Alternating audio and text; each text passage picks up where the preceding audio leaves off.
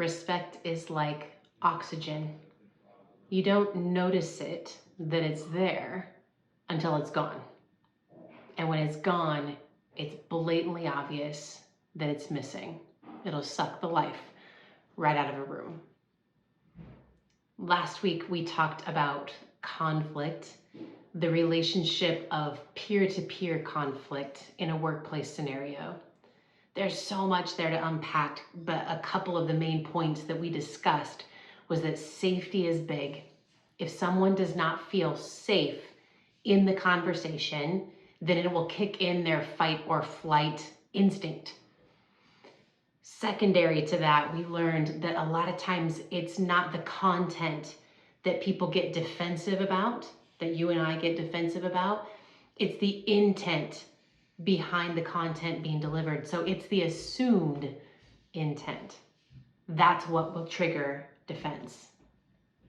The third thing that I had brought up in the very beginning is by sheer nature of being a leader, which a leader is influence, a leader is intentional investment, and a leader is going to instigate change and growth. By sheer nature of you being a leader and showing up into different spaces, whether you have a title or not, there is going to be some conflict or some potential conflict brought to the surface. So there's a lot of things that you and I can learn as peers that will help with those potential conflicts. A lot of times we're not thinking of going into a working or collaborative scenario thinking that we are going to do relationship or emotional management, but being strong in your emotional intelligence can really help to work to be on the same side, even with differing perspectives. It helps to create safety and a mutual space for collaboration and discussion, which is really and ultimately the goal. Even when things are going wrong, the goal is to come to a mutual space of understanding and work toward resolve.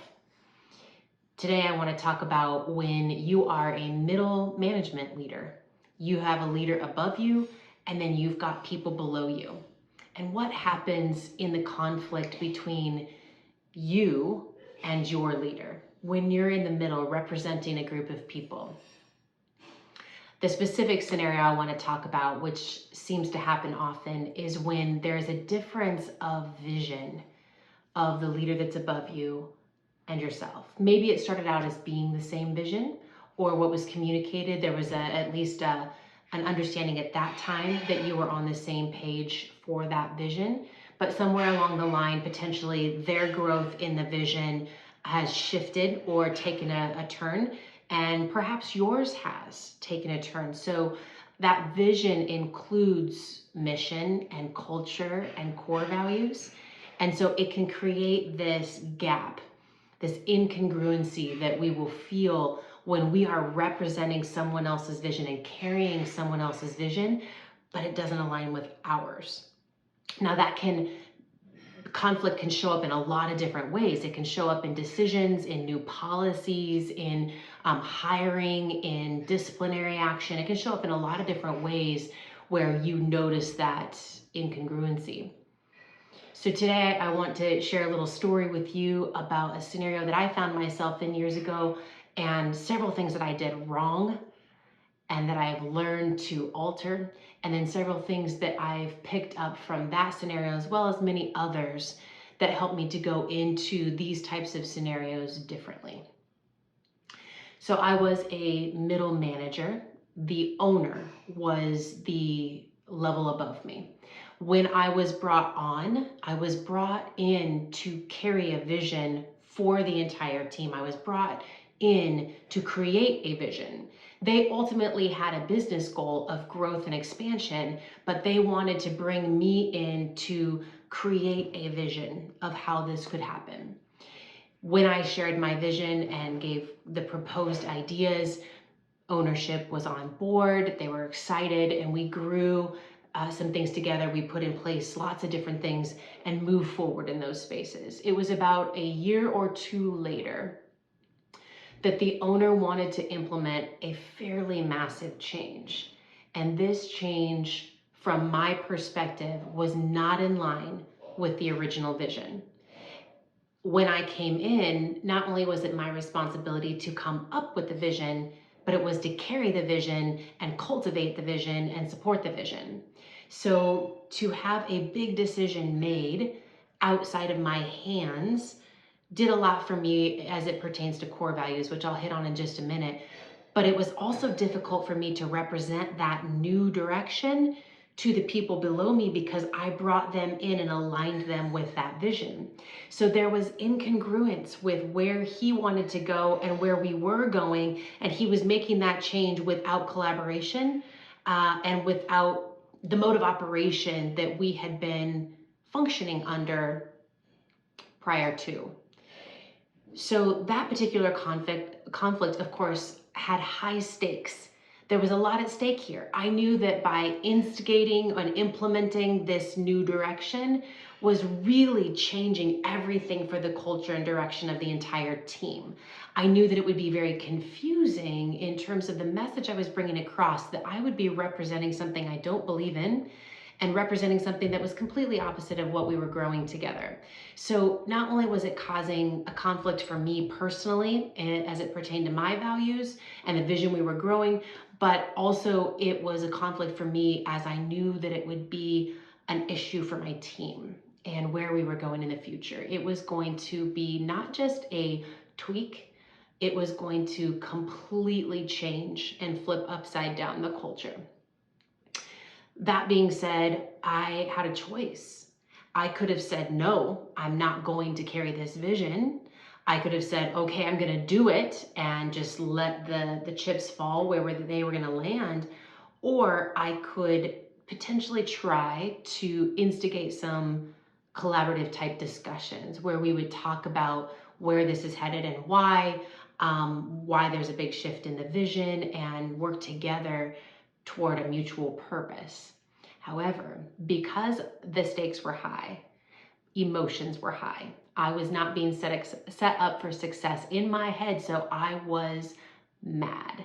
I was also mad for my team because I knew that this was going to affect why they do what they do, and it was going to affect their livelihood and what they had committed to and what they had been working toward. So I was feeling protective for the team.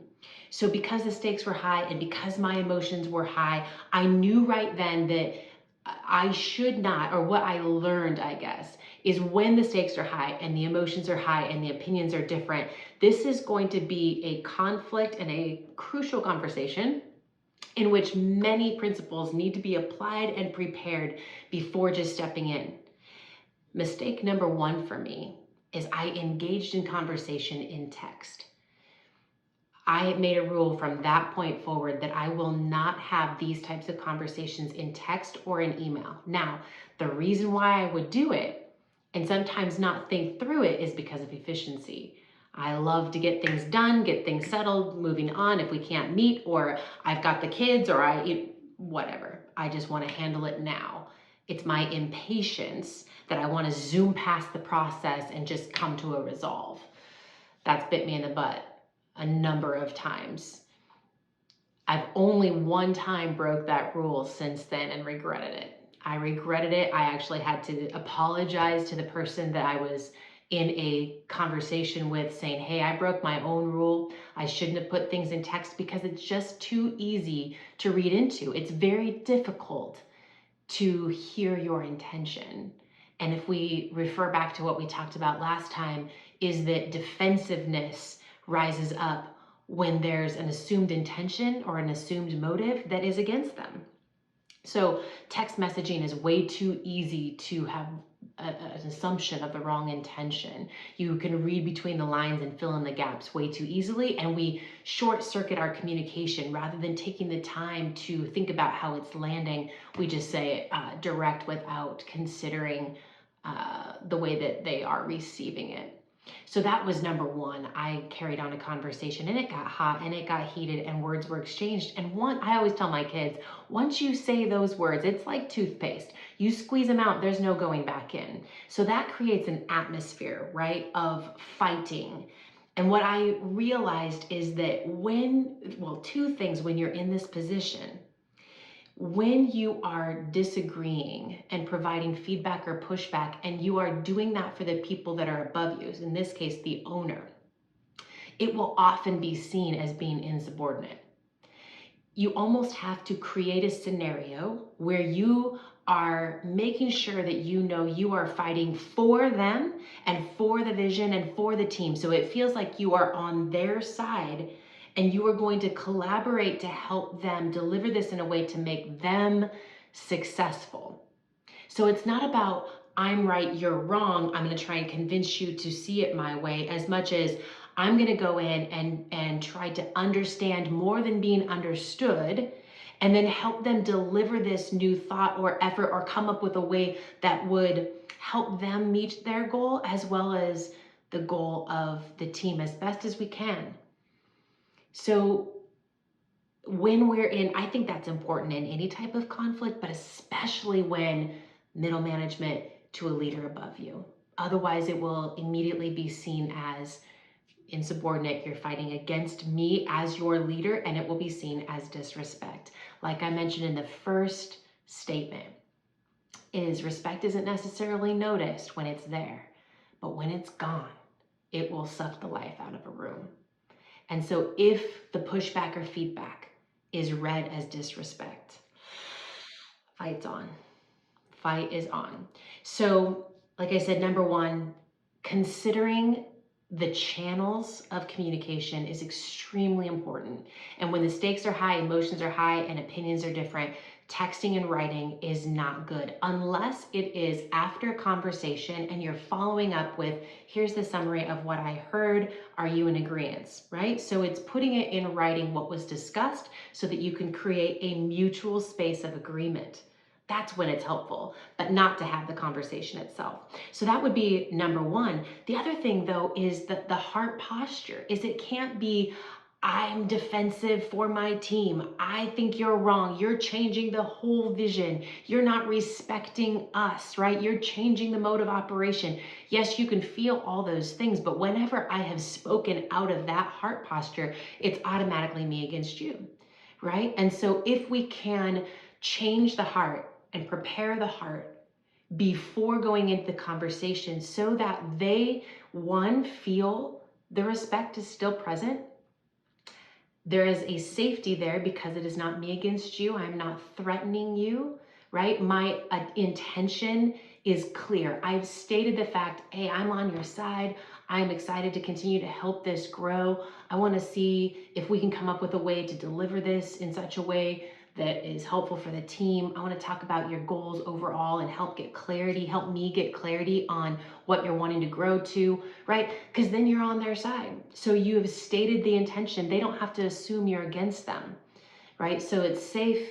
There's mutual purpose. There's this stated intention so that they're not assuming. And so there's less likely to be defense, more likely to be listening. As soon as someone goes on defense or respect is gone, listening ability goes way down, way south for all parties, right? So heart posture, collaboration, I'm fighting for you, not against you. My intention is good, right? I think the timing in this setting is very important. When they are in brainstorm mode, when they are in I'm taking action mode, when it's in the initial communication, perhaps it's not the best timing. Maybe that's a good time to just ask questions, take notes, try to get the best understanding that you can of what they're presenting.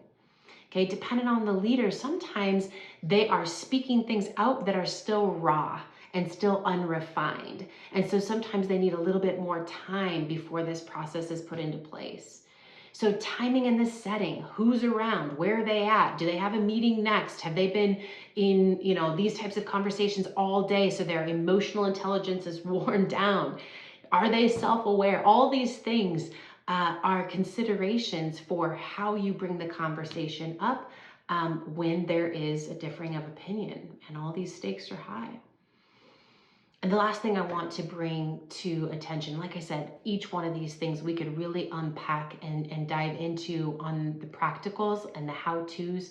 And I would love to do that at some time. I just want to create this space where you and I can have this discussion about conflict that arises. I want you not to feel alone. I want you to feel like, yes, okay, I've been in this scenario, and maybe give you a couple things to think about, and maybe that spurs on more reflection on your end of things that you're learning so that we can be better. Because leaders will inevitably deal with conflict, but how we deal with it will determine whether we grow forward or not, individually, for our team, and then collectively as an organization. So this is not just oh, it's a nice skill to have, it's on the wish list. This is like a non-negotiable skill.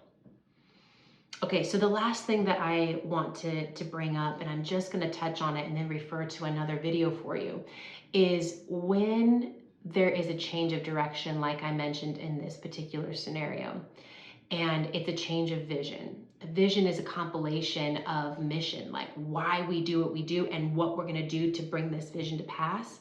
That's usually tied into some values, right? And you've built a culture around these values. So there's certain things that are shared as a team that you're passionate about, that are important to you.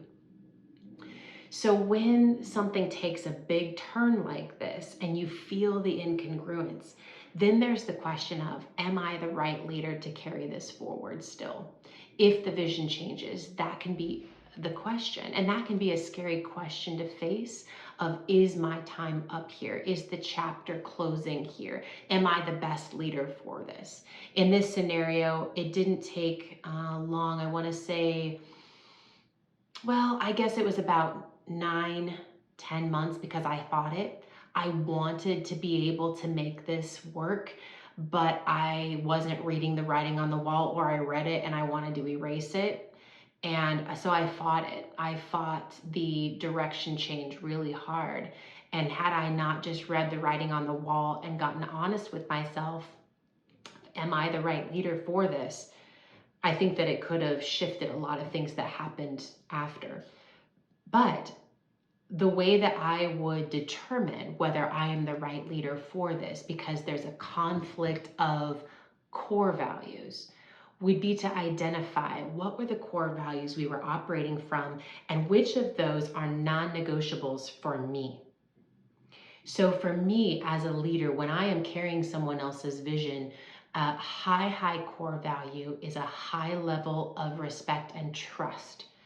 I want to be equipped and trusted to carry out what I was asked to do, called to do, in the lane that was created for me. I want to be able to run.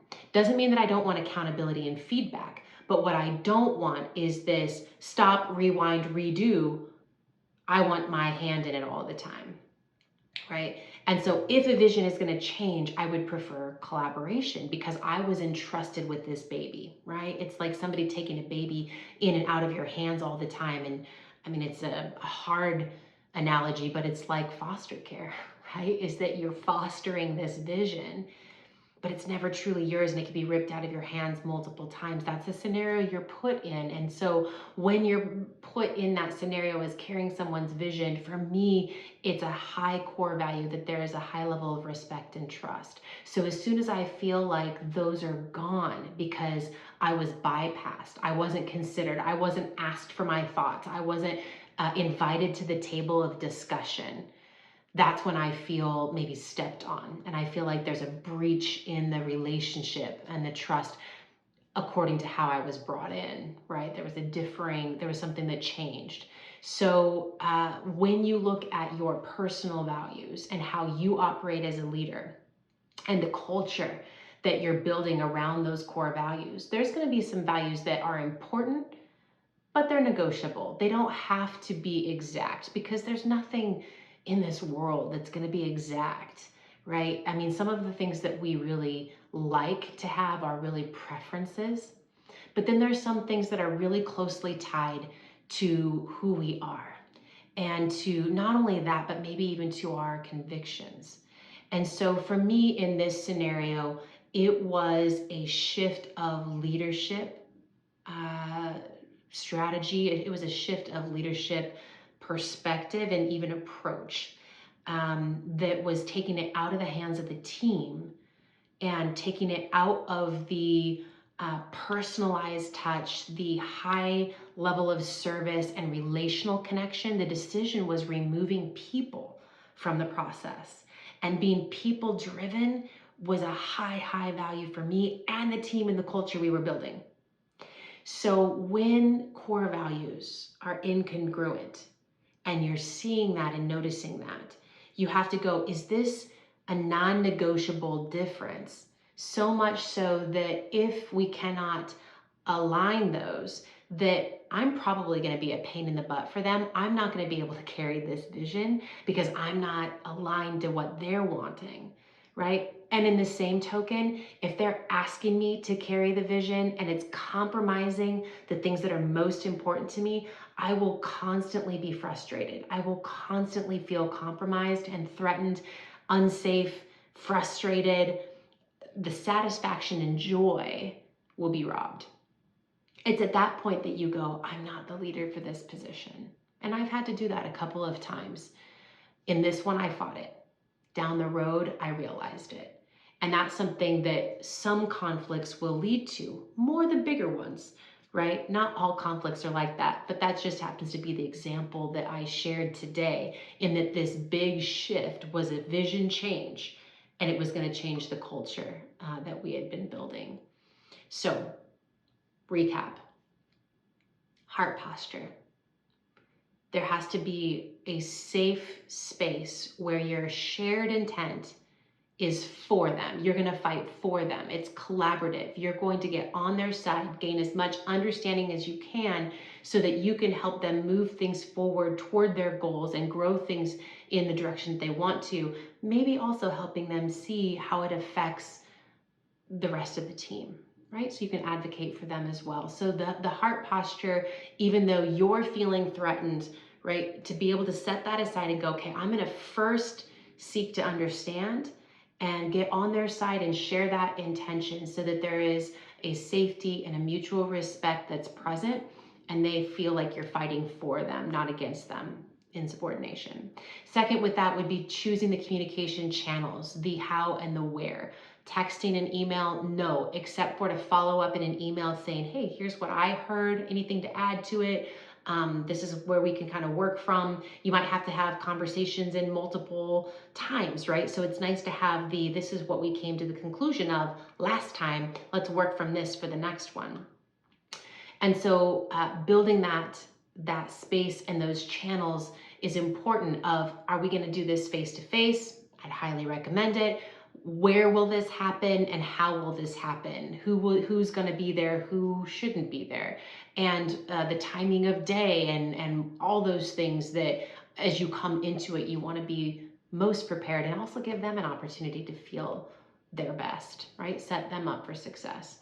Now, there's so many things as we get into this conversation that we could learn as principles of how to have the conversation, what to do in response when you can sense that there's maybe some defense, owning your own side of things and changing your perspective about how you feel for different things. There's so many things to that, but I'm just talking about the initial, right?